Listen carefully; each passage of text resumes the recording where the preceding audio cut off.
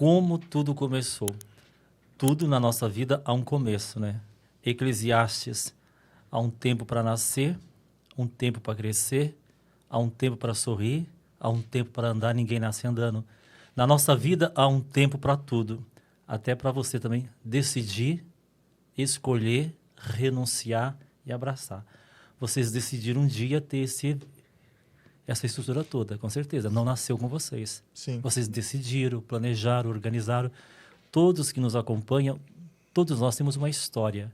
Às vezes essa história nem sempre é permeada de luzes, de alegrias, né? Mas mesmo que não seja, mesmo que não tenha sido, até mesmo nas dificuldades você pode tirar experiências e agregá-las na tua vida.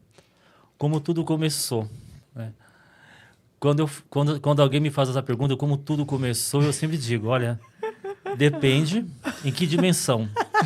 Eu digo assim, ó, eu participei do casamento da minha mãe.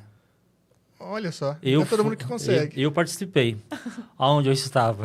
Em algum lugar nesse planeta Terra. Eu vi a minha mãe casando, vi a minha mãe dizendo sim, né? Ela já estava grávida de mim de 4 meses, 4 para 5 meses. Então, quando ela casou, eu estava, né? Até porque eu não sou filho também, não sou filho do casamento da minha mãe, né? Quando ela casou, ela não casou com meu pai, mas sim com o ex-namorado com quem ela tinha voltado a namorar, né? Por imposição da família. Entendi. E quando ela casou há 40 e poucos anos atrás, ela estava grávida de quase 5 meses de mim. Então, quando eu digo assim, ó, como tudo começou, quando alguém pergunta como tudo começou, em que sentido? Vocação, professor, seminário, né? Dracena, por exemplo, tudo começou. Então, foi assim, eu sempre digo, tudo começou naquele dia, naquele momento que os meus pais me fizeram, né? Ali foi o início de tudo. O encontro do meu pai com a minha mãe, o namoro, a experiência deles, né? A gravidez, a minha gestação, a minha mãe casando, eu participando da cerimônia. Eu digo para ela que eu fui testemunha, né? Testemunha do casamento, ouvi ela dando sim, dizendo sim, né? Naquela igreja, naquele momento. Então, tudo começou em Minas Gerais. Em uma cidade chamada, tem no mapa, tá, gente? Pelo amor de Deus, procure que vai achar. Numa cidade chamada Malacacheta, norte de Minas, Diocese de Teófilo Otoni, na divisa de Minas com a Bahia, né? Nasci no norte de Minas, então sou de essência mineira, né? Bem mineirinho mesmo. Cultivo muito esses valores na minha vida. Então tudo começou lá em Malacacheta, em 74, e assim por diante, né? E de lá para cá, né? Nasci, cresci em um berço católico. Toda a minha formação, né? De família, né? Do berço, né? Sou de uma família de tradição católica, e tudo começou. Em termos de religião, nasci num berço católico.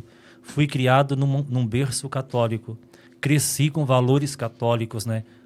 Por parte tanto da família quanto da igreja. Então, a minha experiência é de igreja. Entendi. É um berço católico. Então, nesse berço Literalmente eu nasci, de berço. literalmente de berço. E Minas também é um estado que tradicionalmente a religião é muito Sim, forte. sim. A piedade popular é muito forte. Então, Minas Gerais por excelência, né? Enfim, o mais belo estado dessa nação. O mais belo. Mas São Paulo também é bom, com certeza. Estou brincando. Mas Minas porque eu nasci lá.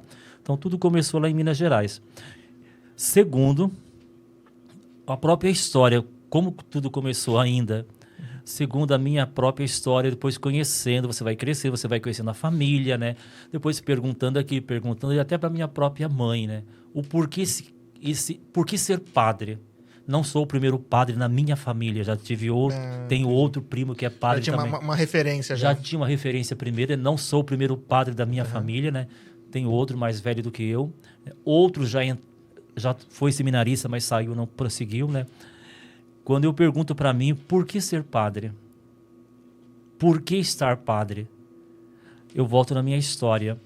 Namoro da minha mãe, casamento dela, depois a própria situação da gravidez, como se deu, aonde se deu, numa cidade pequena, uma cidade pequena, uma família de tradição, né? Depois a minha gravidez, a minha gestação, e ela dizia que durante a minha gravidez ela me consagrou a Nossa Senhora. Esse filho será seu e não meu. Então, olhando na dimensão da fé, um filho consagrado a Nossa Senhora. E ele é teu, né? A senhora vai ser a madrinha desse menino. A minha mãe sempre disse que a minha primeira madrinha foi Nossa Senhora e eu fui consagrado a ela. Aí você começa a estudar a sua história, a sua vida, né?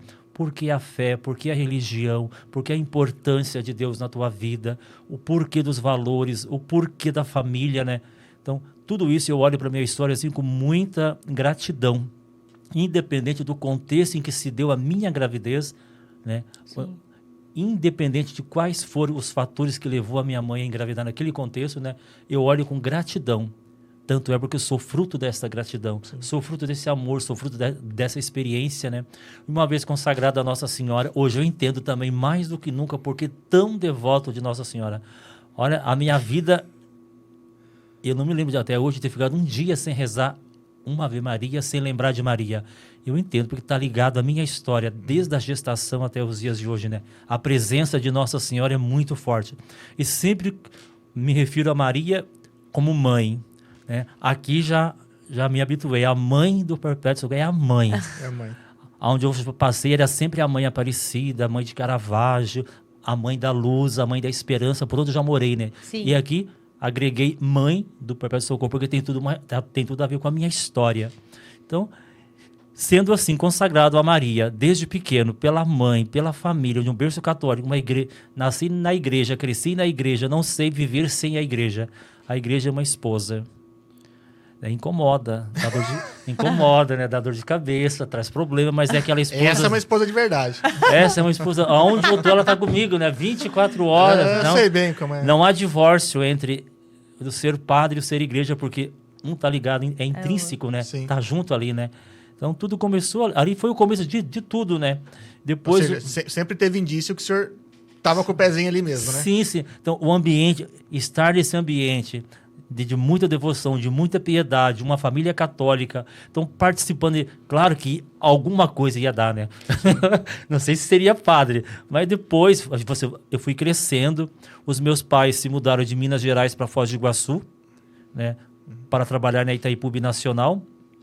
Continuamos a vida de igreja, de paróquia, de comunidade. A minha mãe, a minha família, muito engajado. Então, hoje eu entendo o porquê desse amor pela igreja, desde o berço, né, também, né? Essa preocupação. E se hoje eu estou padre, primeiramente a Deus, sem sombra de... Sim. A vocação é dele, é ele quem dá, ele quem chama. Depois a família que me trouxe ao mundo. E também se eu estou padre, eu agradeço em terceiro lugar todas as pessoas que me ajudaram. Se eu falar para você, Pedro, para você, Mariana, que a minha família precisou me dar R$5 para mim ir para o seminário ou viajar, eu estaria levantando uma grande mentira. Primeiro porque nasci num berço pobre, porém rico de Deus e rico do amor de Deus. Nasci numa família, né, sofrida, machucada, porque a minha mãe casou, mas não foi feliz no seu matrimônio. Depois acabou ficando com 5 filhos que vieram do casamento dela. 5 filhos do casamento, e mais eu 6. Trabalhar, pagar aluguel, manter casa, educar, cuidar, amar. Isso aqui, há uns 30 anos atrás, 40 anos atrás, nossa, para uma mulher, sim, não foi fácil. Não. Hoje eu olho assim para a história, assim, sempre com gratidão, nunca com lamentação. Fácil nunca vai ser, mas por conta da época, né, tinha até relação muito a preconceito, tudo. Preconceito, né? Os olhares, né? Os olhares da sociedade, a mulher, sabe, tem que trabalhar, tem que cuidar, tem que fazer, sim, tem que ser tudo em casa. Mesmo ela sendo um exemplo, fazendo tudo certo, o pessoal ainda olha torto. Olha torto, criticava, falava, né? Depois a própria família do meu padrasto não via com bons olhos também. Entendi. Enfim, não entendia o lado dela, assim, compreendia o filho, mas não entendia o lado da minha mãe. Uhum. Então, eu vejo assim, apesar de tudo isso, né, mesmo assim, não faltou na minha família valores como educação, religião, respeito, confiança, ética, né? Valores que até hoje nós cultivamos porque vieram do berço, né? Então, a minha história começa por aí, passa por aí, né? Porque eu não sou um ser além, nós somos um ser dentro de um contexto, de uma família, de uma caminhada, de uma luta. E depois ali, cresceram na pré-adolescência, lembro ali por volta dos meus 12, 13 anos, né? Nesse berço de uma família carente, pobre, eu comecei a trabalhar com 10 para 11 anos. Olha, isso era impossível. É. Hoje, quando eu olho assim, nossa, para o mundo de hoje, a minha mãe fazia questão. Você tem 10, você tem que trabalhar. O seu irmão de 9 vai ter que carpilote para os outros. O de 8 vai ter que catar garrafa, alumínio, de vender. Todo mundo tinha uma função. 9, 10, 11. Eu com 11 anos, trabalhando de office boy num escritório e tinha uma bicicleta, uma Monarch ainda. Meu Deus, que bicicleta ruim. Enquanto era reto, era top. Para subir, eu tinha que descer e subir eu e a bicicleta, porque não tinha marcha. Era o meu meio de transporte para trabalhar com 11 para 12 anos, para ajudar no sustento da família. Quer dizer, então tudo isso marca, né? Marcou a minha vida positivamente, né? Isso depois, o senhor estava em Foz? Foz de Iguaçu, né? Nós moramos em Minas Gerais, fiquei em Minas Gerais até aos 4 anos. Aí depois a minha mãe, os meus pais foram para Foz do Iguaçu para trabalhar na Itaipu Nacional e lá fazia a vida. Chegou em Foz do Iguaçu, depois o casamento dissolveu, eles se separaram, ela ficou com todos os filhos, né? Ela ganhou na justiça a guarda de todos eles, né? Porque ele saiu de casa, foi contra a mulher, enfim. Sim.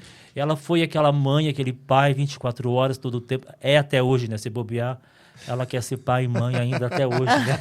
Sempre, né? É o jeito dela. Então foi uma história muito marcada. E no meio dessa história toda, crescendo e muito ligado à igreja, eu cresci no meio de freiras, no meio de padres, no meio de liderança. Nossa, cresci nesse canteiro de vocações. E todos falavam, Oswaldir, você tem jeito de padre. Jeito. Que é jeito de padre? 12, 13, 14, 15, que jeito de... Não sei, né? Você tem jeito, você tem cara, você poderia ser padre. Nunca pensou? Quantos e quantos que me falaram isso? Nossos amigos, parentes, pessoas da igreja principalmente, né? Você tem jeito de padre. Depois comecei a fazer a catequese, fui coroinha, fui catequizando, fiz a crisma, fui para grupo de jovens, grupo de adolescentes, fui ministro da Eucaristia, coordenador de comunidade, coordenador de catequese, coordenador de liturgia. Olha, hoje quando eu olho assim para as pastorais, movimento... É tipo entrar dentro de uma empresa e querer chegar na diretoria, né? Passou por todas as fases. Quando eu olho hoje para as pastorais assim, ó, nossa, comecei desde pequeno. Eu sempre fui aquela criança xereta, né? De participar, de ajudar, de trabalhar, grupo de família, de rezar, de terço para cá. Nossa, sou o filho mais beato da minha mãe, sou o filho mais igrejeiro da minha mãe, sou o que mais vai na igreja, tanto é que eu estou padre, né? Literalmente. Então, literalmente sou o que mais, claro, entendo hoje, né? Não que eles não vão, os meus irmãos vão, mas sou aquele filho mais igrejeiro, mas desde pequeno já era assim.